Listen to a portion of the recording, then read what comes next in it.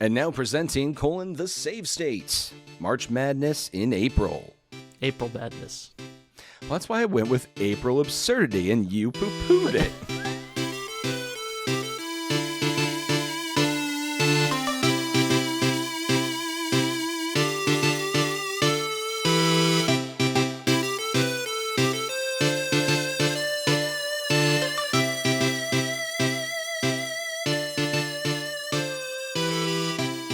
It's been extremely windy here today. I don't know what it's about. It's like whistling through the windows. It was crazy windy last night here. Like, you could feel the windows were, like, getting pushed fully in. I worry about some trees. Might have some more trees down. Oh, I definitely heard one fall last night around midnight. I haven't gone out to survey the property yet. A tree falls at midnight. Ooh, interesting.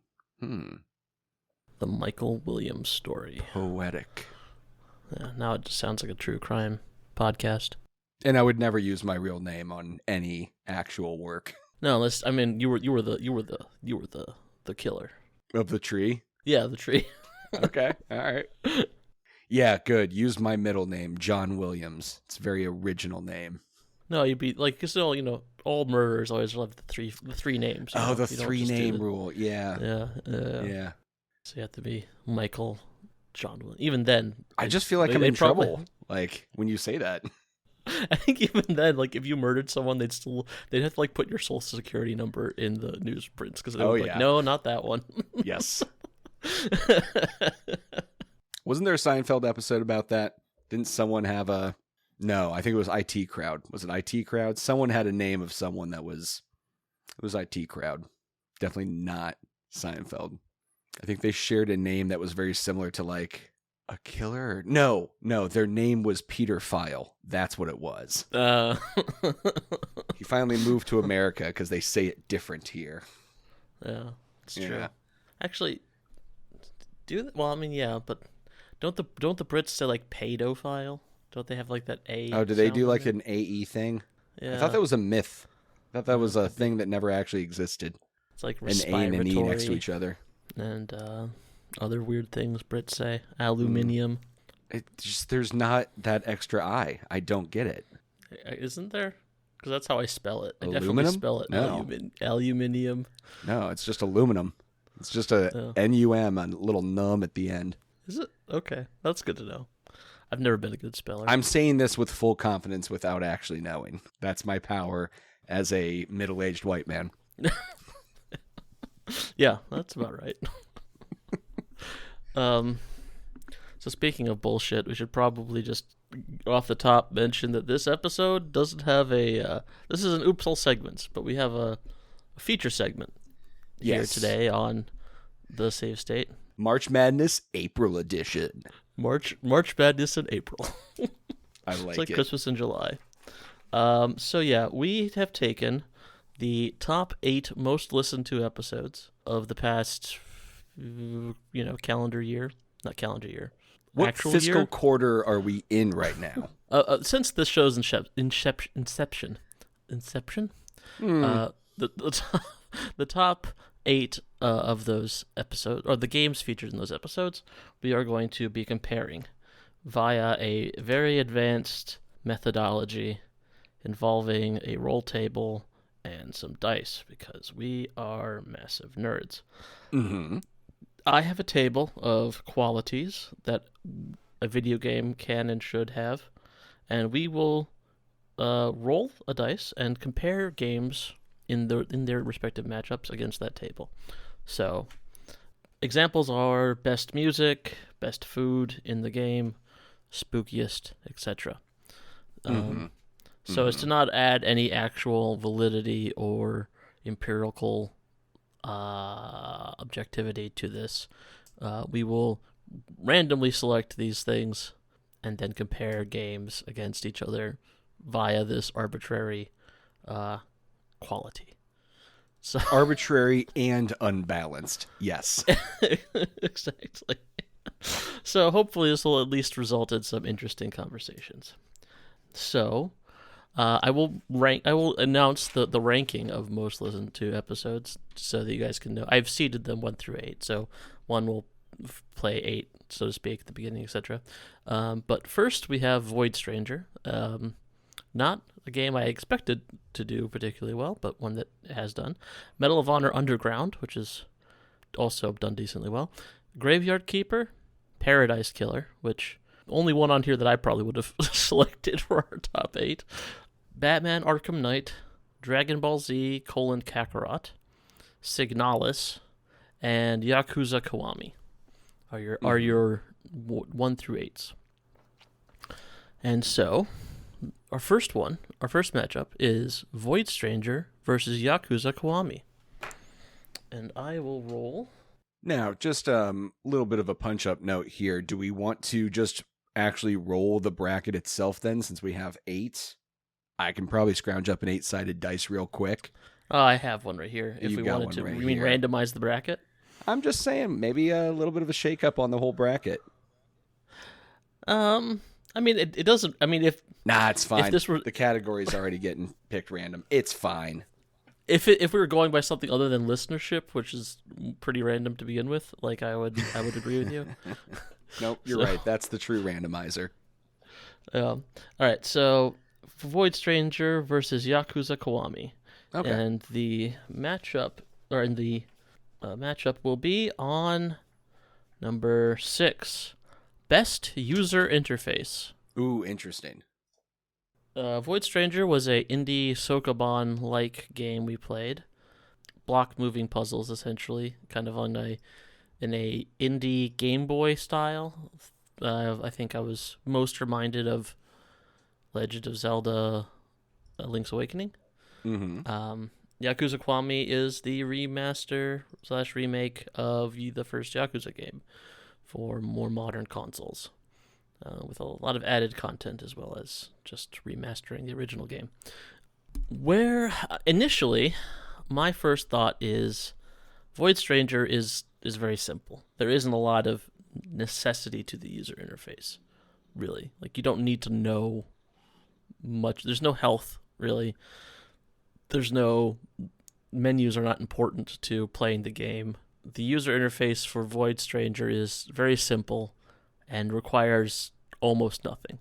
So, I mean, you got to know how many bugs you've gotten, right? There's the little bug counter. There's that's true. Your that's scepter true. and block. What block you've got currently held in the scepter. Mm-hmm. That's true. So there is some purpose to the user interface for it. I would say that its quality and the thing that makes it good is its minimalism then in that way, right? To try to be fair and balanced for it is, that's a nice thing. Oh, yeah. I think that it does as good I mean, like, I don't know that it could do a better job with what information it needs to tell you. If there was more information that it needed to tell you, they probably could do more with it, but they don't need to. There's no menus, there's no nested menus, there's no large maps you have to keep track of. There's very little information that you need to constantly remind the player of. Mm-hmm. Yakuza Kiwami has a lot of stuff. You have text boxes, you have menus, you have maps, you have inventory systems, you have damage counters, you have floating numbers, you have lots and lots and lots of those things going on. Yeah. Almost an overwhelming amount of menus and sub-menus, and I will say during the combat portion of it, like if we're trying to get to which one has the best UI for like the main portion of the game, I think combat would be the most focus on Kiwami then. Right. And I don't know that Yakuza Kiwami does the best job of having a combat user interface even in its own series. Mm-hmm. I mean, it's not that agreed. It's bad, but it's not. It is of the standard for the genre, but that doesn't necessarily mean it's done well. Yeah. It is at the disadvantage of having to display much more information, health bars and damage and buffs and all these sorts of things. And to be fair, I am pulling it up and like looking back at Kiwami's combat right now just to get myself reacquainted with the way the UI is set up for it. It's a lot of information. Like, even for this, you've got enemy player health bars. God forbid there's a timer. Your mini-map is still up. It's just clutter after clutter after clutter onto something that already might have 13 enemies on the screen that are all trying to fight you in these little kind of Z-lock style fights where they're just kind of waiting for you to target the next person before they step in. Not that was ever a problem, but certainly it's not a clean user interface. So, can we just kind of go ahead and say Void Stranger wins this one? I think, oddly enough, if we're talking about the main UI for the main portion of what the game is there for, which in Kiwami's case would be combat, it's cluttered as fuck. It is. Yeah. It is not clean. Yeah, you get used to it, but there's so much information. Things are placed really weird. I don't like it. I don't like the placement of it. I don't like the mini-map stays open during combat. There's no need for it. Well, maybe I don't remember. One of them you had to deal with like reinforcements running in sometimes, and the mini-map you could see them which direction they were coming from. But I don't think that's Kiwami. No, I think that's like 5 or 6. Yeah, this one's it's bad actually. Like, I love that game. The UI for that is not good.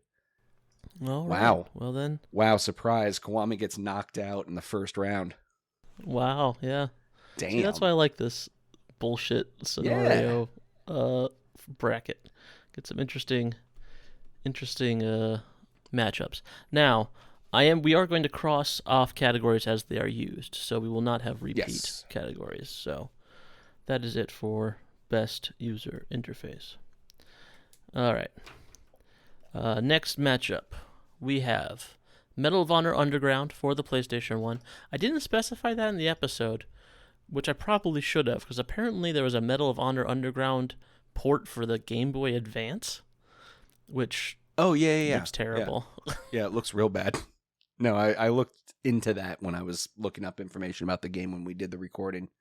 Couldn't quite figure out like why they did that. Like, hey, this like very classic first-person shooter series. Let's put it on the Game Boy Advance. So we're going to go ahead and specify that it is the PlayStation 1 version we're talking about, and it is matched up against indie Resident Evil-like Signalis. Ooh. Which was one of the first games we played. Such a good game. Very good game. Kind of dark sci-fi Resident Evil-like. And the category, again, which they will be pitted against, is number 2. Hangout ability. Good. So, we have War-Torn France or a haunted space station. Now, can you clarify, is this in-game hangout ability where we want to stay in the space and hang out and explore? Or is this the ability to hang out with buddies while this game is being played? Because that's very different types of hangout ability. Good point. I would say the desire to hang out in the setting of the game, less so the hangouts one has while playing the game. Okay, because I was definitely one of those teenagers who would invite their girlfriend over and then sit down and play a video game while she was just there hanging out, chatting. Oh, I know. I wasn't great. How long was your girlfriend after that? I mean, one of them married me, so I guess they didn't mind. Maybe I should have played more video games in high school. No, you shouldn't have. So yeah, this one's hard. I have to say. Here's the issue. Signalis. Here's the issue. Actually, here's the issue with both of them. So I think they both have like equal balance here. Signalis, there's a limited amount to explore in each room because it's set up Resident Evil style, where as you move from room to room, it's loading into the next instance of the game, right? And then there's often like a thing that immediately wants to attack you in that area. I can't think of times, unless it's just the safe room where you save and you can't be attacked, where I'm cool with just hanging out in one place for too long in that game. Yeah. Medal of Honor Underground, same thing. It was kind of one of the early iterations where they did their best to like fill the clutter in the area and make it look interesting. But the whole point is it's like, what if we had an on-rails shooter where you were off the rails, but still like in this very focused pathway to the objective? Yeah. So you feel like you have more freedom, but you don't that much. No. I do have something here that's going to give Medal of Honor the leg up, though. Okay. The spy sequence where you're the undercover reporter taking photographs of Nazis. Yeah, that was where I was That's going to go very with that. hangoutable.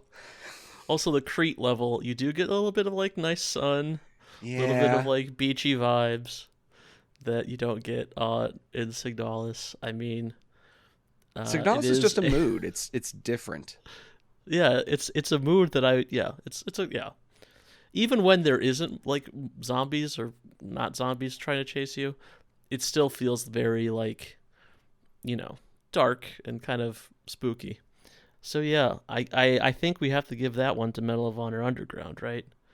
Even if it does mean you have to like pretend to be a reporter in Nazi-controlled Greece. Yeah, but then the Nazis do fun kawaii poses for the camera. So, it makes it all better. Yeah. All right. Let's give that to MOH then. Okay. All right. Signalis knocked out. R.I.P. Signalis. R.I.P. Next matchup. We have Graveyard Keeper versus Dragon Ball Z Kakarot. Graveyard Keeper being the, life sim / RPG Stardew-esque game where also you keep a graveyard and also you do some light cannibalism. Light cannibalism and light capitalism. Indeed. And then Dragon Ball Z Kakarot being a action RPG set in the events of Dragon Ball Z. Yeah. Very, very good. Both of those good games, and games I should probably revisit because I didn't really finish either. And Graveyard Keeper's a hard one to finish. I mean, Kakarot's hard to finish just because the series is so fucking long. But Graveyard Keeper, just a long game, but very enjoyable the whole way through, especially if you go ahead and do yourself a favor and pick up the DLCs. Yeah, maybe I should get on Switch. Is it on Switch? It is. That's where I played it, and I had frame rate issues the last time, though. Oh, right. So really just get yourself a Steam Deck. Yeah, I know. All right, so the category they will be playing against each other in is Best Cutscenes. Okay. Best cutscenes. So the first cutscene I think of in Graveyard Keeper is like the first or second weekend when you go up to the hill and there's the witch burning. So I don't know if that's got the best cutscenes. Yeah, they're very like... I don't know, the church like every Sunday giving a prayer and like until you get a good prayer, just going up to the altar and saying, "May the force be with you," and getting thrown a bunch of money. That's pretty great. Yeah, there are some good bits. There's a lot of good bits. Although, compared to Kakarot, like half the game is cutscenes, and it's just essentially re-rendered like footage from the show. From the most popular anime of all time, or whatever. Yeah, I think that gives it a little bit of an edge. Yeah, I mean there is some jank with some of the Dragon Ball cutscenes. Like they don't necessarily animate a lot, although Graveyard Keeper also doesn't animate a ton. Mm-hmm. And then sometimes they'll just you'll just see a bit of a cutscene, and then they obviously ran out of time, so they just cut to some text boxes explaining what happened next. Mm-hmm. But then some scenes, like the scene where right at the beginning, where What's-His-Face goes to the underworld and he has to argue with What's-His-Face, that whole thing's there. That's a lot of fun. You can tell you're a real true fan of Dragon Ball Z there with that description. But I know what you're talking about. Well, what is his name if you know it? Well, Kakarot, first off, Goku if you're No, nasty. no, no. And King Yenma? I think King Yenma, Okay. I believe is his See, name. that's you don't actually know. You're making stuff up. I'm gonna look it up. I'm pretty sure it's King Yenma. It's King Oh, fuck me. King Yema. I added an N where there should have been an M. I'm a fraud. Fake fan. King of all poser. ogres who judge the dead. Yeah. That's a good title. King of all ogres.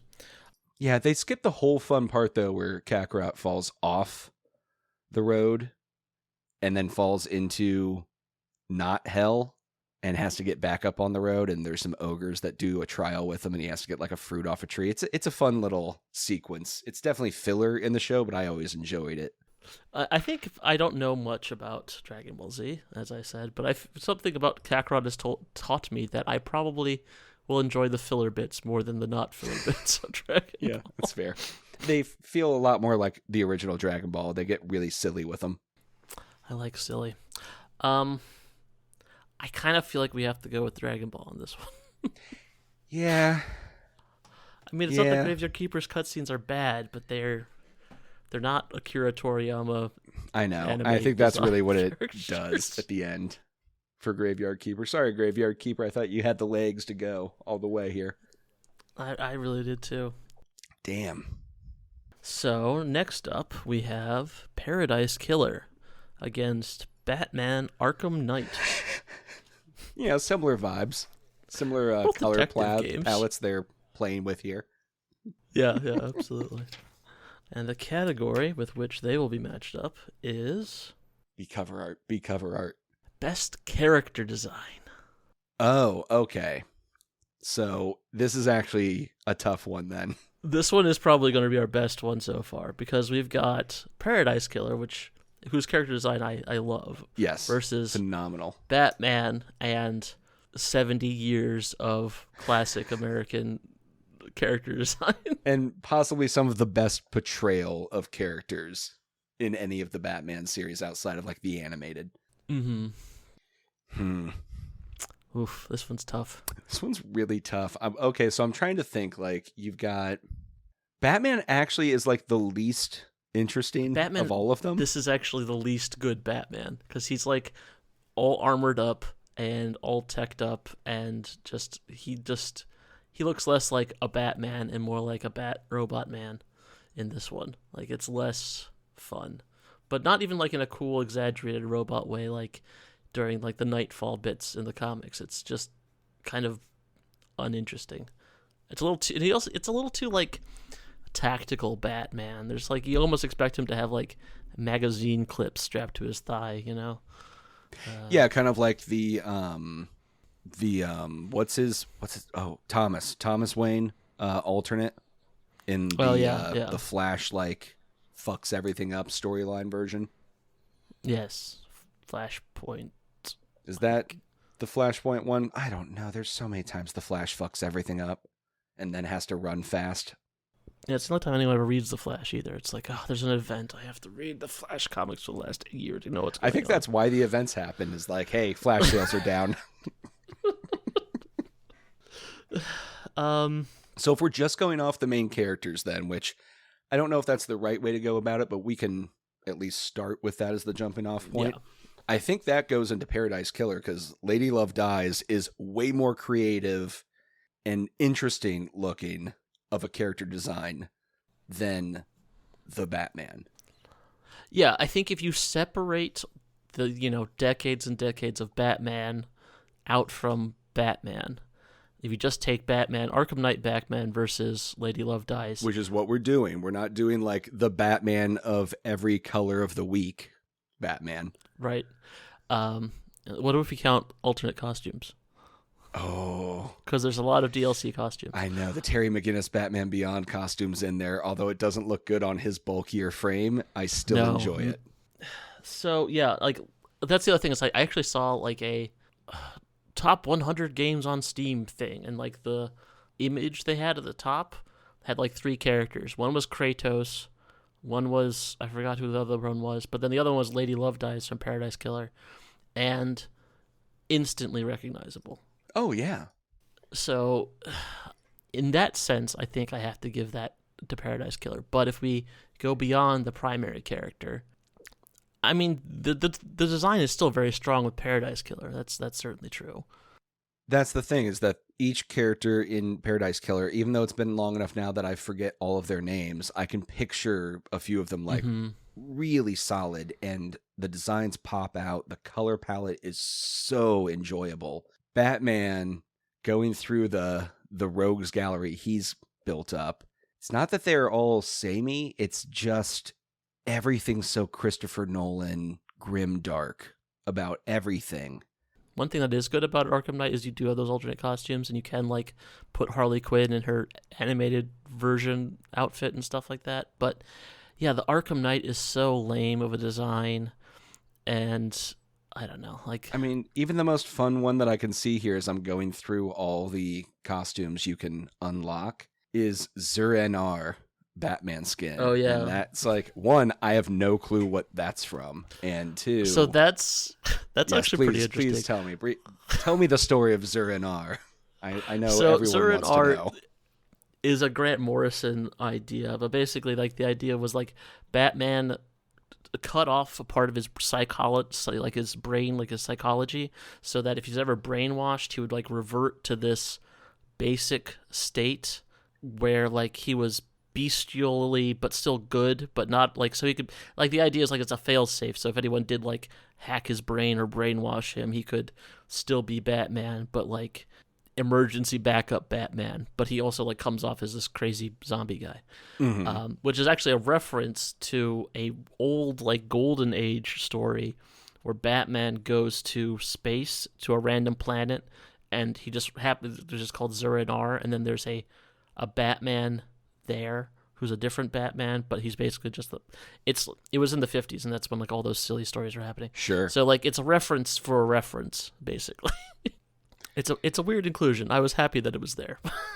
There's just not a lot that I'm enjoying about these costumes. Like, even when they go cool and go back to like the old school Batman, No. or like the Adam West Batman outfit, like, the problem is that the actual character model of Bruce Wayne in this is kind of bad in general. Like, he's too thick. Like, I think that's also part of the problem with Arkham, like the original Arkham game, like with Arkham Asylum. It's all very chunky, and it's all very kind of grotesque, but it's also very heavily themed around like the asylum thing. Like, everyone's, like, all the bad guys have like inmate like uniforms worked into their costumes and stuff like that, and Batman just kind of looks less grotesque than all the other like felons and psychopaths in this prison. So when you move out of that, and he looks even less human, especially like as he starts interacting with like Commissioner Gordon or Barbara Gordon, and you're like, oh, Batman, you are a creepy monster man. Yes, you are scary. I would never want to just have to have a rooftop conversation with this person who clearly is not stable. Even in Bruce Wayne's, like, there's the Hush sequence where you get to be Bruce Wayne, and you're just like, oh, he does not look good when he doesn't have something covering up the top part of his head. Oh, yeah.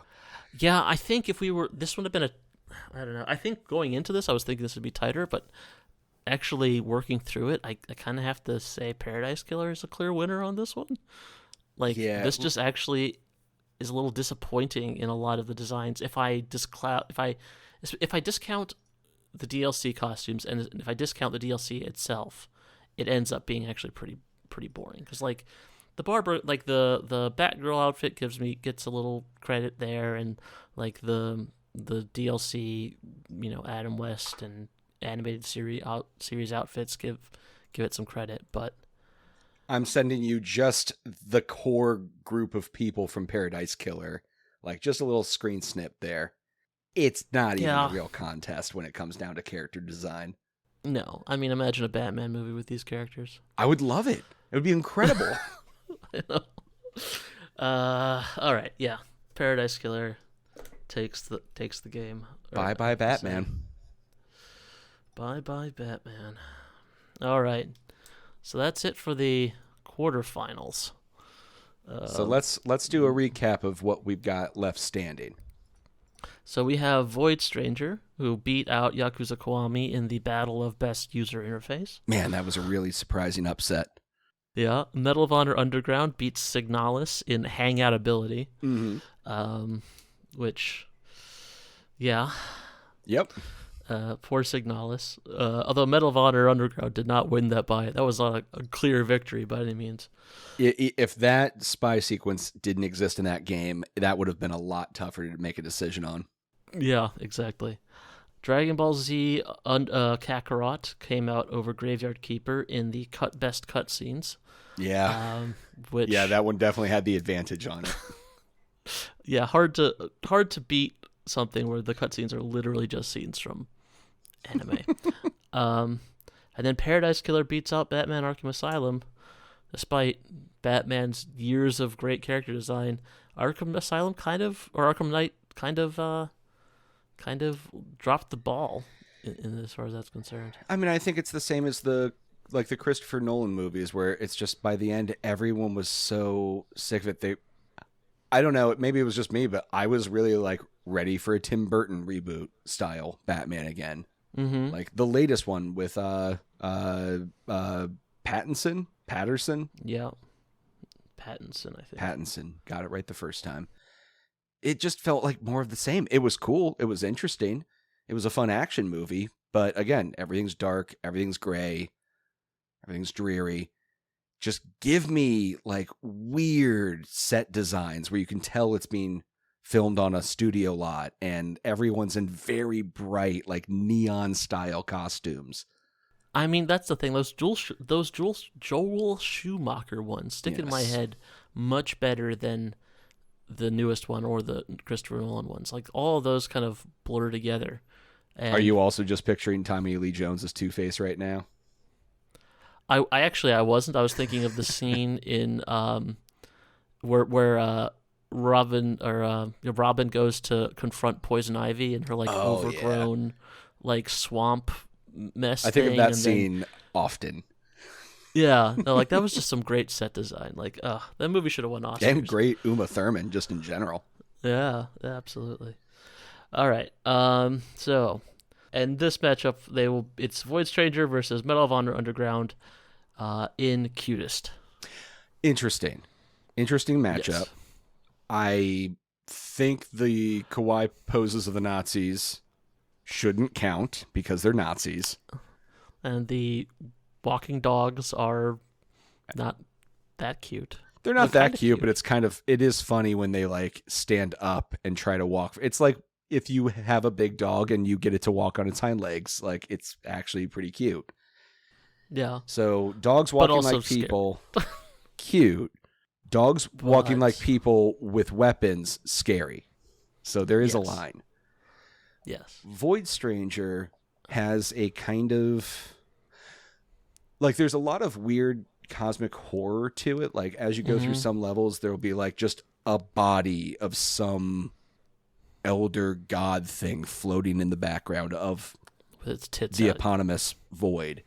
Yeah, weird shit, but the actual character design, the little levels themselves, I would call kind of cute in that way. I would agree. The main character has a pretty cute anime-ish Game Boy style in the cutscenes, certainly, and they do have when you do encounter other characters, they're usually cute-ish. I think cute in this way, it's just it's about the simplicity.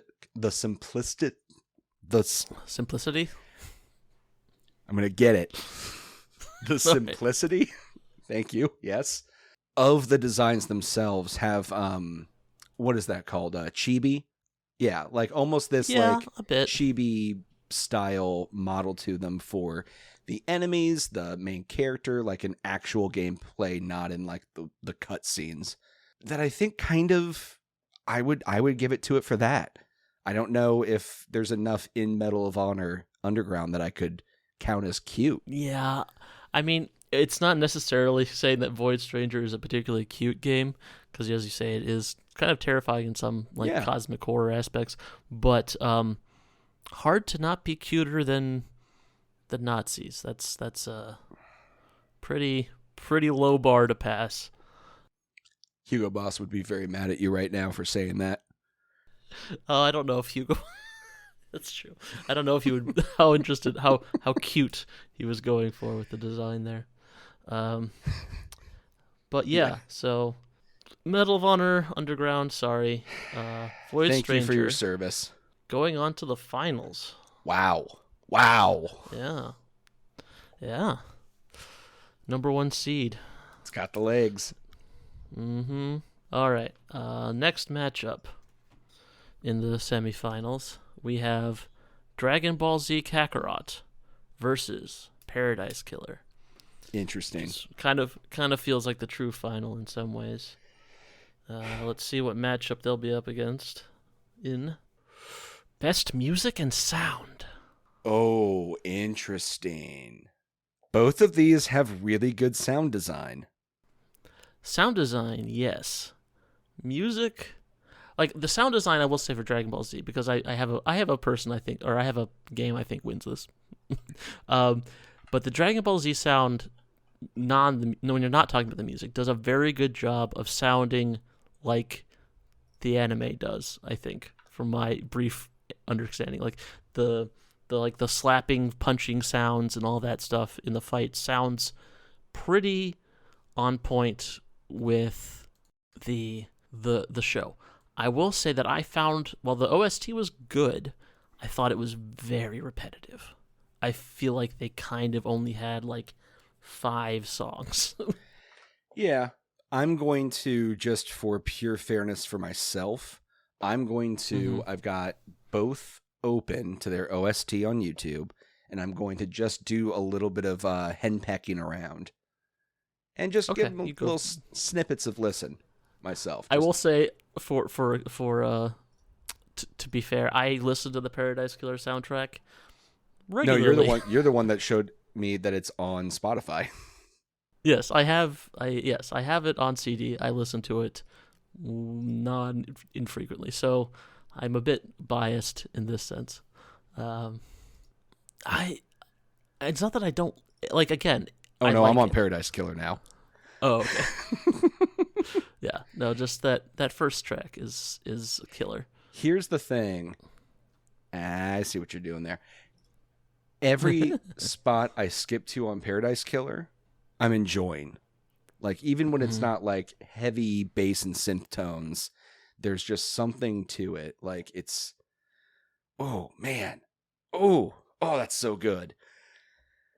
Yeah, and like the one thing I would say about Dragon Ball is that like all the music sounds good in that, but I like, if I hear the same song in Paradise Killer, I'm like, oh yeah, this is a jam, I want to hear this again. Yeah. If I hear the same song in Dragon Ball, I'm like, God, I'm fighting my next, like, I just heard this song. Like, and I think that's the idea. Like, Paradise Killer's music it can stand alone from the game itself. Dragon Ball Z's music for Kakarot specifically works for the game because it's designed around fight sequences, tension buildups, clips from the show. It's very intentional for the game. Yes, random encounters. But it's not something I'm going to... It's not like a Final Fantasy soundtrack where I might...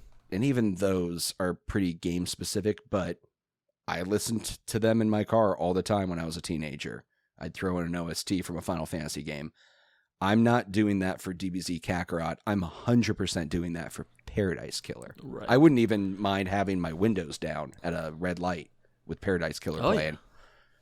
Yeah, just car instantly turns into like a 1988 Camaro or something. Yeah, my chest hair just bursts out. I didn't even know I had this gold chain on. Yeah, I mean, the thing is, like, when it comes to actual sound outside of the music, I don't know that Paradise Killer actually is better than Dragon Ball. Like, the way, like, I'm trying to think of, like, what sounds are, like, the way the noises go in, like, the menus and stuff is kind of interesting. But, like, so I would definitely give the just plain sound design win maybe a Dragon Ball gets a little. Oh, sure. Especially if the voice acting gets, like, to be put in there, too. Since they got all of the American voice actors. I don't know about the Japanese version of the game, if it got the Japanese voice actors. But it's the original voice actor for Goku, that's for certain. Yeah. No, I just that Paradise Killer soundtrack is such a fucking banger, and it's Yep. like, I don't know. I can't. I was trying to like give it a fair shake, but no, I kind of have to give it. I'm trying to do the Paradise Killer. same thing because I do have a bias here, but it just is good. Yeah. All right. So that gives us our 2 finalists. Yep. And also, I'm going to re-listen to the Paradise Killer soundtrack again today, I think. Yeah, you got to, man. Oh, man. So we've got Void Stranger versus Paradise Killer in the finals. Wow. Not what a I was journey getting expecting. here. So many upsets. No one saw this coming. Both teams have worked so hard to get to this point. Really, everyone's a winner here today. No. In fact, there's Actually, only one winner here There today. can only be one. You're right. I forgot this was Highlander rules. The quickening is upon us. I mean, Highlander is just a bracket out of life. You know, like Interesting. it's all one-on-one duels until one is left. It's just basically turning the entire mythos into a bracket. Little did you know, every scene, even the ones in the past, all still take place in March in that movie. Yeah, checks out. Just like this episode. Definitely. All right, so the category in which Void Stranger will be pitted against Paradise Killer in the finals of March Madness in April is best food. Shit. Now this is where we frantically look to see if there's any food in either of these games. I will say I know for a fact that there is a lot of drink in Paradise Killer. There is a bar and you can get drinks there. When I've been at my lowest during like the height of my divorce time, I definitely considered alcohol food. I know that. There was a lot of, there's calories in here. It's made with grains. Mm-hmm. I mean, we could have been smart and said best food or drink. Food, so we did music/sound. But is there food in There's Void dog Stranger? treats so that you can talk to Bear Chan in Paradise Killer. Yeah, and there's also there's vending machines. There's machines. Implied food. There's implied foods. And like the sodas and drinks that you see in it are very fun looking. But yeah. Does Void Stranger have any food in it at all? Oof. Let's see. I mean, the issue here is that, and this is no shade on the community itself, but it is a very online adverse community if it is very large. I typed in Void Stranger food into Google search, and I got, it's a Stranger Things reference. Okay, never There mind. is a fruit in the game. It possibly is a spoiler for something. Can you eat the fruit, though? Is it an edible fruit? I think it's a choice you have to make at the end. Oh, dear. Yes. Important fruit. Damn. Fruit ex machina. I mean... I said fruit ex machina. Am I supposed to laugh at that? It's fine. Please laugh.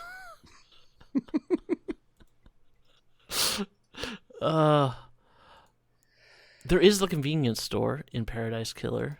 Is there food in it? There's probably food in it, right? I don't know. I can't think of any food out, and I'm not going to count the dog treats as food. No. Like, this is wild, but I think Void Stranger might win specifically because it is the only thing to have food. Is there food in her house upstairs before Lady Love dies? No. Like, leaves? I don't think so. There's nothing on the table. Eat food is the thing. I don't That's think true. they have to eat food. They have to drink. If you're gonna be around forever, you got to drink at least. There are bags of like chips and stuff in the convenience store, but I mean, I don't know if I can put incidental food over plot important fruit. Yeah. Like I feel like, as loath as I am to not give Paradise Killer the win, I feel like Void Stranger has to win the bracket. Holy shit! I think you might be right though, bud. This is a disappointing realization for me. But yeah, I can't think of an instance where food comes up, food is important, or food is ever truly present. And when it is, yeah, even if it's a bag of chips, it's not visually like stunning or appealing. Like, I didn't get into this the other day, but Dragon's Dogma 2 might have one of the best visuals for food I've ever seen.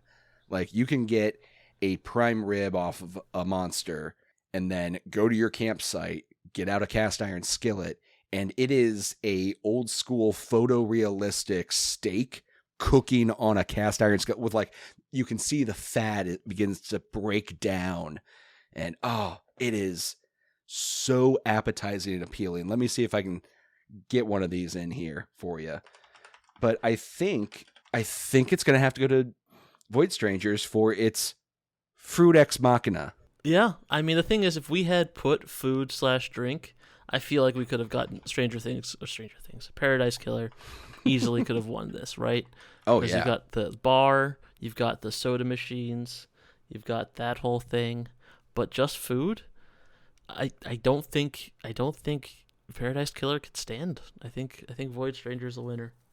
Yeah. So, congratulations, Void Stranger, on winning the first ever save state bullshit fantasy bracket. Wow. Just incredible. We came in here today. We both had a favorite. We definitely thought this was going to be the one to take it all, Paradise Killer. I think it's been our favorite and one of our most referenced games throughout the last year. And wait, sorry. I'm sorry. That's yes? actual in-game footage? Yes, man. I'm telling you, it's the best looking cooking I've ever seen in a game. I've shown him where all the money went to make Dragon's Dogma 2 and why they have to recoup it from their microtransactions. This is because they spent $1 billion making a steak look cooking on a cast iron. No, these are so FMVs good. though. No, it is absolutely no. They went old school with some like hybridized real footage. They just actually put in FMVs of meat cooking. It's so good. I really respect it. There's one that's just a compilation of all meats you can cook. Like people are feeling this. The sizzling and popping. It's like therapy sounds for me. It's back when I could afford meat. Oh man. Oh my gosh. Yeah, okay. Sorry, not to take away the glory from Void Stranger there. Like, good job. I mean, I guess we could take a look back at Void Stranger. It had a lot of very favorable mashups. Beating Kiwami in user interface, a nice, and then clean, beating simplistic UI. Yeah. And then beating Medal of Honor Underground by being cute It's got a much more cute design, which is appealing to a wider range of audience. Yeah. And it has a piece of food, which Paradise Killer has none of. Although, actually saying this, we're going to feel really stupid when we forgot some important piece of food. But I think there's some mild cannibalism. So, like, I don't know if that would help at all. But I don't want to start endorsing cannibalism as a form of, like, valid consumption on this pod. No, probably not. But yeah, all right. Congratulations, Void Stranger. Wow. Just incredible. Can't say it didn't deserve it. No. It's got a very strong... Like, the people who like that game love that game. And I want to give it another shot.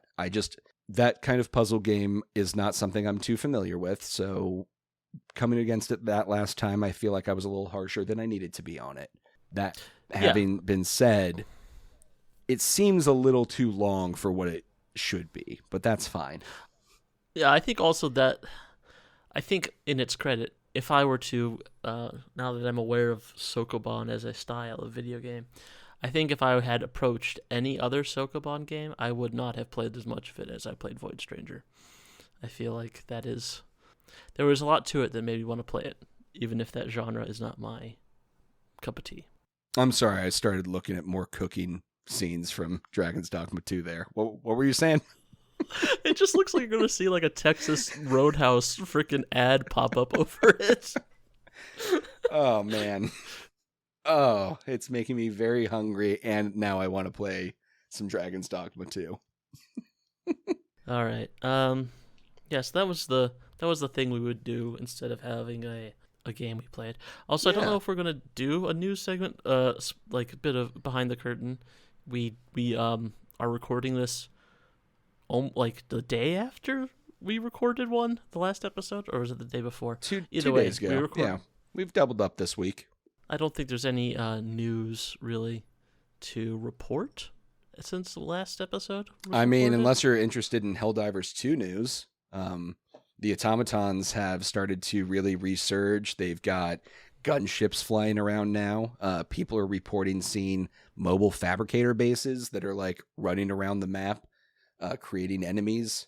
And the president of Super Earth declared April 1st Malevolent Creek Day, where we remember those who fell. So, you know. I love the culture that is growing up around Helldivers 2. Like, I know almost nothing about Helldivers 2 other than a few bits of streamers I've watched, but the fact that this culture is growing up around it just it makes me feel warm inside. It's really delightful to see a game take off like this that's not a AAA title, as we talked about just 2 days ago. Well, even despite the fact that it's about like suicidal neo-fascist space troops, it's very wholesome. Yeah. I think some of that's because they have been really good in cultivating their community, and when a fascist raises their head up and tries to say something fashy, they just get rid of them. Like, they silence Well, also that voice. Helldivers is doing all the things that 40K forgot to do, like have humor. Yeah. You know? Yeah. Like this really feels like a lost opportunity for 40K, because like this was like the tone of 40K until like the late 90s, and then they decided to go all like Disney-ified, but with still the gore. Mm-hmm. And I think this is, you know, like Games Workshop, this could be you. This could have been you. Yeah, I think it just makes it more appealing to a wider audience then, too. Because it doesn't feel as inherently toxic, even though the themes are not great. No, exactly. It creates like a camaraderie. Mm-hmm. You know? Like, the bugs are literally our oil. E710 is the oil that we use from their blood. Well, I think also like there's a certain thing. So like I remember like early EverQuest days and even World of Warcraft, where there was like this like, oh god, Molten Core, we're gonna get hugged by the frickin' flame elementals just because while we're waiting to gear up to go to the next frickin' boss, you know, like there's like this exasperated but also like, you know, foxhole camaraderie that exists in those games, or, you know, trying to beat Onyxia or whatever like that, that those games have lost because there's no mystery to it anymore. Mm-hmm. You know, like everyone knows how to beat the boss the day it drops, and what the boss is going to look like, and all that, and all. Yeah, the PTR already figured it out, and we've all been watching videos the whole time to memorize them, so we don't get booted from the group for not having it memorized on day one already. Yeah, there's a reason I stopped playing WoW. The greatest social faux pas one can make in World of Warcraft is being bad at World of Warcraft. Yeah. Yeah. Whereas Helldivers is concerned, you might be just barely getting out by the skin of your teeth. There's a Bile Titan looming down on all of you, but there's a hug emote, and we better all give each other hugs before we pile into the Pelican to take off. Yeah, exactly. Like it's and then yeah, I don't know. Helldivers 2 is doing so much right that so many other people have been doing wrong for so long. I know. I'm so excited. This not this Thursday, but the Thursday after the 11th, there should be a new Warbond update. So we'll have new weapons, new emotes, new outfits, new ways to hug each other. Yes, new hats. So many new hats. I'm very excited for it. Sounds pretty dope. Yes. Well, I don't know. I don't know that I've been playing anything else. I would say what we've been playing. What have you been playing? But aside from finished Resident Evil 7. Oh. I finished the DLC content for it, all the banned footages and End of Zoe and all that. Wow. Very fun. I actually hadn't played through all the banned footage, so some of those sequences I enjoyed a lot more than I thought I would. There's a fun like escape room one with the videographer from early in the game that you play as for a little bit through some of the cassette tapes, where he's in Mama's room and he's trying to like figure out how to get out of the room, and you got to like get out of bed, go explore a few things, but then she's going to come back. So you not only have to get back in bed before she comes back, but put everything back the way like you found it. And if anything's missed out of place, like you get punished. And it was scary and fun and tense. And it was just a nice different pace than that much more slow movement playing as Ethan in the main game. And wow, is it slow. I started up Village, and like just taking a step forward, I was like, holy shit, I'm sprinting compared to the last game. Well, smaller area, I guess. Yeah. But no, so now I'm going to play through Village, and then I'll go back and play all the others, the third persons. Yeah, I went and got Final Fantasy X and X-2 on my Switch, because I've kind of, I finally beat Ace Attorney, and that was good. I like that, the newest Ace Attorney bundle pack thing there. So I've never actually played X-2, and every time I boot it up, I get to like the intro cutscene, and I'm like, oh, I can't. This is. And I don't like. It confounds me. Like I don't know what I'm supposed to feel. Like it's all cutesy and girly. Is it for girls? But like that girl's waving her thong in my face. Is this not for little girls? I don't know who this is for. I don't know what I'm supposed to feel. I always. So anyway, I started playing Final Fantasy X. Because I never played X-2. I just remember seeing, like, I think that was the issue they were having with it for a while, was like, especially the male player base was feeling not so masculine about the concept of playing it. And so I remember they put out with it gun controllers, dual gun controllers that you could use while you were playing it. And I don't know what function they serve in it, like if it's a light gun style where you're actually going to be shooting at the screen, or if it was just to make men feel better about playing a game that is more about like Final Fantasy X World Tour. Like I don't think it would bother me. It wouldn't bother me so much if it was just that, but it feels like it's simultaneously like it is like for teen girls, but at the same time sexualizing them. I'm just like, I mean, that's been an issue for a long time in gaming in general. Yeah. But I mean, it's not like, I can play Dreamlight Valley. It's no problem. I don't feel emasculated playing Dreamlight Valley. But like also, Minnie Mouse isn't wearing like booty shorts and a thong. I think some of that is that we've all grown like in different ways, right? Like think of what era X-2 was. Like that was early 2000s. Yeah. That was a really bad time to try to grow up as a boy, figuring out what it meant to be a man, and same for girls trying to figure out their expectations in life from society. It's a weird vibe. Like I keep reading like people who are big Final Fantasy fans who are like, yeah, this is really like an underrated gem. Once you get into it, there's so much to do and all this, and I just can't get past the first hour or two. How much Blitzball is there in it though? I think there's 0 Blitzball. Well, I think they have other mini games. They fucked up then. But to move on to my other complaint is I really like Final Fantasy X's like paper, scissors, rock kind of combat system, and like I just like it's one of my favorite games to like grind. And I remember sitting in my corner of my room with my little CRT TV squished up in my face on my desk, trying to like play through and fill out everyone's sphere grids back in the early 2000s. Yeah. Because, I had no life. Mm-hmm. Rather, I just simply rejected the concept of lives outside of video games.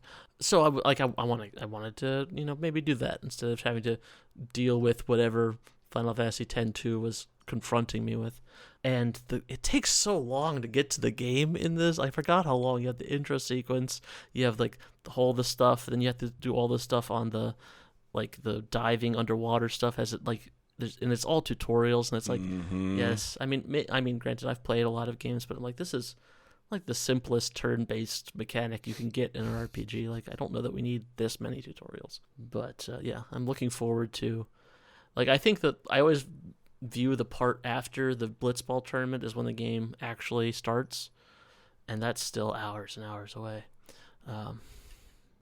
Did they have turn-based mechanics after FF10?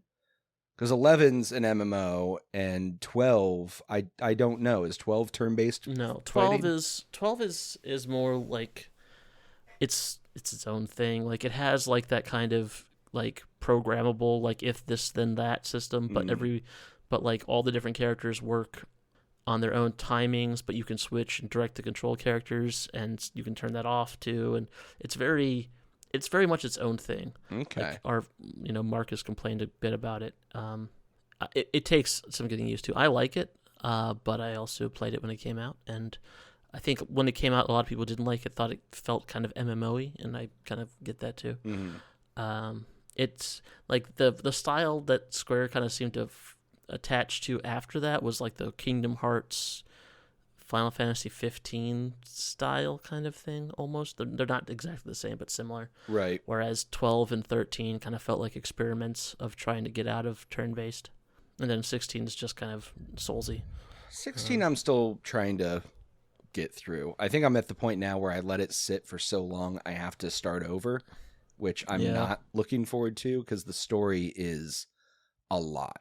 And again, it's just everything's so grimdark. Everything's so depressing. I just want Sid on an airship having fun. I don't know. Yeah. Chasing down cactars. Like, that's what I want to be doing. Yeah, I mean, to be fair, like all the Final Fantasies have never been exactly bright. No. Like, they're always dealing with like terrible end of world scenarios and like but I think the sprites made it like a stuff. little more palatable. Yeah. There were still cute chocobos and cactars and mogs and stuff, and there was comic relief characters and there was color and all that jazz. That's the stuff that makes Final Fantasy. It's not because the combat systems change and the plot changes and the character changes. The stuff that stays the same is like art style and character design and that sort of thing. And with 16, like, I haven't played it, but it feels like they're, even if I like 16 better than 13, which I think is very possible, I suspect I will still view 13 as more of a Final Fantasy game than 16.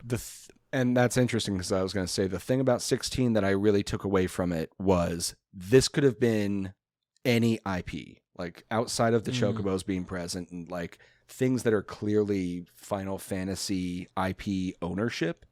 They could have just reskinned a few models and this could have been any company's game. Yeah. And that feels weird.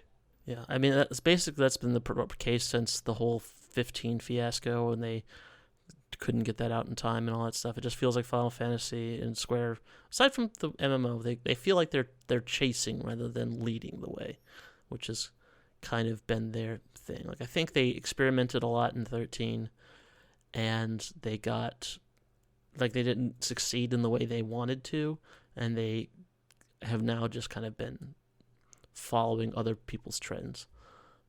Although I guess the original Final Fantasy was just copying Dragon Quest, so I don't know.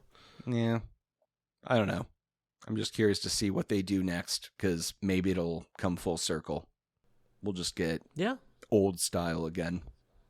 I mean, I kind of hope, like with, especially with like, the border between a mobile system and a non-mobile system. Like, I feel like turn-based and tactical stuff got shoved onto handhelds for a long time, and handhelds and like you have Steam Decks and Switches and all kinds of stuff. So like making stuff for a handheld isn't like making stuff for a small market anymore. Mm-hmm. You can make stuff for a Steam on a computer if you just make it, mobile. Well, whatever. Yeah. The point is that I think that in the future you're gonna there's gonna be less trepidation about spending money on handheld quote unquote only games, and also we've had some pretty good turn-based games recently. The more recent Yakuza's, Fire Emblem's not unpopular anymore. Yeah. Like even Fire Emblem sold well on, the Switch. There's a lot like tactical stuff. Everyone's remastered. Like Ogre Battle got remastered. They remastered the first front mission. I imagine they're gonna, if they. I really hope they don't stop remastering. I like the thing I really want, of course, is a remastered Front Mission 3. But 2, 3, 4, and 5, if they remaster all of them, I will be beside myself with happiness. It just kind of sucked that they had to start with Front Mission 1 because it's also like, I don't want to say the worst one, but it's the most generic one. Like it's just kind of like it lacks the style of later Front missions that I think give it more personality, and the first one just feels a little generic. Mm-hmm. But yeah, that was a ramble. I was just talking about Final Fantasy X. Yeah, that's why we do this, to get into the side conversations. Yes, the oops all side conversations. But yeah, anything else you want to throw up there? I don't think so. No. I don't have anything else either. I know Scott's going to be really disappointed about how that bracket went out because he put all his money on Paradise Killer. So I'm going to, I think, avoid him in the office today. You're going to avoid Stranger Him? Mm-hmm. Hey. Let's go out on that high note. All right. So thanks for listening. If you like this, send us a message. Send us an email at thesavestatepodcast@gmail.com or contact us at thesavestatepod on Blue Sky. Mm-hmm. You should, rate it and like it and upvote it and retweet it and reblog it and all that jazz. Yes. If you want to. That'd be nice. Yeah, no one's forcing you. Like, Scott might, but again, just stay away from him. He can be a real asshole, especially when he's lost all his money. Relying on Scott Karatopoulos for our entire investment backing was a bad mistake. decision. They warned us about it. They said he is persona non grata here, but this is what you want to do. Here being the United Nations. Yeah. All right. Thanks for listening. Bye. Bye.